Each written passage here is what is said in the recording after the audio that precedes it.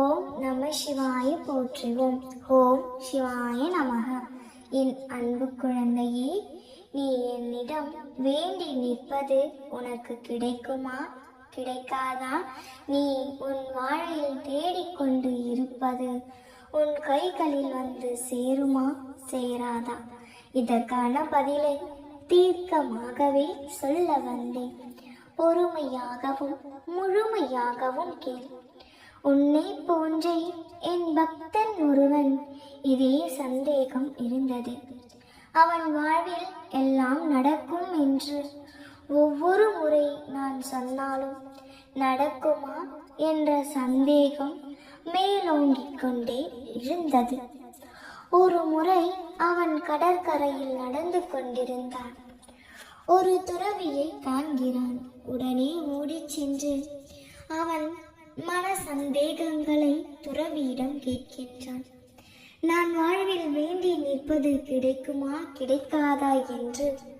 அப்போது அத்துறவி இதற்கான பதில் கூறுகிறார்.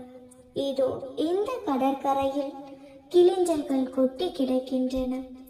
இந்த கிளிஞ்சல்களில் உன் பெயர் பொறித்த ஒரு கிளிஞ்சல் அங்கே இருக்கிறது. அதை நீ தேடி கண்டுபிடித்து விட்டாய். ஆனால் நீ உன் வாழ்க்கையில் நினைப்பது, இப்பொழுது உன் வாழ்வில் நினைத்து கொண்டு இருப்பது நிச்சயம் நடந்தே விடும் என்று கூறி சென்றார். அந்த மனிதனும் அவனுடைய பெயர் பொறித்த கிளிச்சலை தேடி தேடி அரை மணி நேரம் கழிந்ததும் அவனுள் மீண்டும் ஒரு சந்தேகம் எழுகிறது. அது எப்படி? இத்தனை கிளிஞ்சல்களில் என் பெயர் பொறித்த கிளிஞ்சல் இருக்க முடியும்? யார் வந்து என் பெயரை ஒரு கிளிஞ்சலில் பதித்து வைத்து இருப்பார்கள்? உண்மையாகவே இருக்குமா அல்லது வீணாக நாம் நேரத்தை வீணடித்துக் கொண்டு இருக்கிறோமா என்று யோசிக்க ஆரம்பித்தான். ஒரு மணி நேரம் கழிந்ததும் எந்த கிளிஞ்சலும் கிடைக்கவில்லை. உடனே அவன் பாறையில் உட்கார்ந்து விட்டான். அப்பொழுது மீண்டும் அந்த துறவி வந்தார். என்னப்பா, உன் பெயர் பதித்த கிளிஞ்சலை கண்டுபிடித்து விட்டாயா என்று கேட்டார். இத்தனை கிளிஞ்சல்களில் நான் எப்படி காண்பது? அதுவும் இப்படி ஒரு கிளிஞ்சல் இருக்கிறதா என்பது கூட சரியாக தெரியவில்லையே. இல்லாத ஒரு பொருளை நான் தேடிக்கொண்டு இருக்கிறேனே என்று சந்தேகம் எழுகிறது என்று கூறுகிறான். அப்பொழுது அந்த துறவி தான் கைகளில் இருந்து ஒரு கிளிஞ்சலை காண்பித்தார். அந்த கிளிஞ்சலில் இந்த மனிதனின் பெயர் பதிக்கப்பட்டிருந்தது. மிகவும் சந்தோஷமடைந்தான். இதோ என் பெயர் பதித்த கிளிஞ்சல் கிடைத்து விட்டதே என்று அதை வாங்கிக் கொள்ள முற்பட்டான். அப்பொழுது அந்த துறவி அந்த கிளிஞ்சலை மீண்டும் தூரமாக வீசி எறிந்தார். மீண்டும் அந்த மனிதனை பார்த்து, இப்பொழுது உன் பெயர் பதித்த கிளிஞ்சல் இருக்கிறது என்பதை உணர்ந்து கொண்டாய் அல்லவா? இதை நீ தேடி கண்டுபிடி என்று கூறிவிட்டு அமர்ந்தார். இவனும் ஓடி சென்று குவிந்திருந்த கிளிஞ்சலில் தேடி ஆரம்பித்தான். 1 மணி நேரம், 2 மணி நேரம் என்று 3 மணி நேரம் ஆனது. இறுதியில் தன் பெயர் பதித்த கிளிஞ்சலை கண்டுபிடித்து எடுத்து கொண்டு வந்தான்.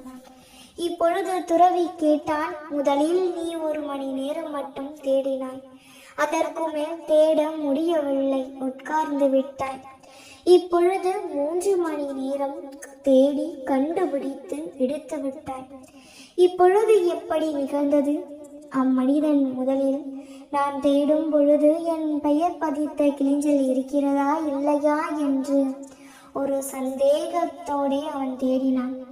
வீணாக காரியம் செய்கின்றோமோ என்று யோசித்து கொண்டே தேடினான். அதனால் என் தேடலில் அர்த்தமில்லை என்று உட்கார்ந்து விட்டான். இப்பொழுதுதான் என் பெயர் பதித்த கிளிஞ்சல் இருக்கிறதே என்று அவன் தேட ஆரம்பித்தான். அதனால் அவனுக்கு கிடைத்தது. எதுவும் நமக்கு கிடைக்குமா கிடைக்காதா என்ற சந்தேகத்தோடு தேடவே கூடாது.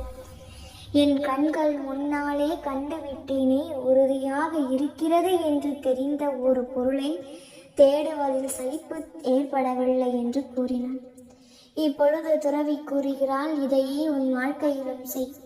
நீ செய்யும் தவறு நீ நினைப்பது உனக்கு கிடைக்குமா கிடைக்காதா என்றுதான் தேடிக்கொண்டிருக்கிறாய்.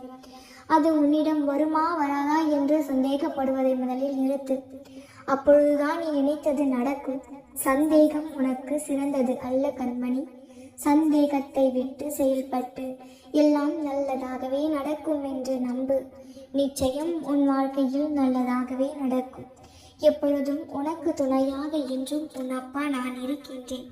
எல்லாவற்றையும் நான் பார்த்துக் கொள்கின்றேன். நாம் இருக்க பயமேன். ஓம் நம சிவாய போற்றிவம். ஓம் சிவாய நமக. நல்லதே நடக்கும்.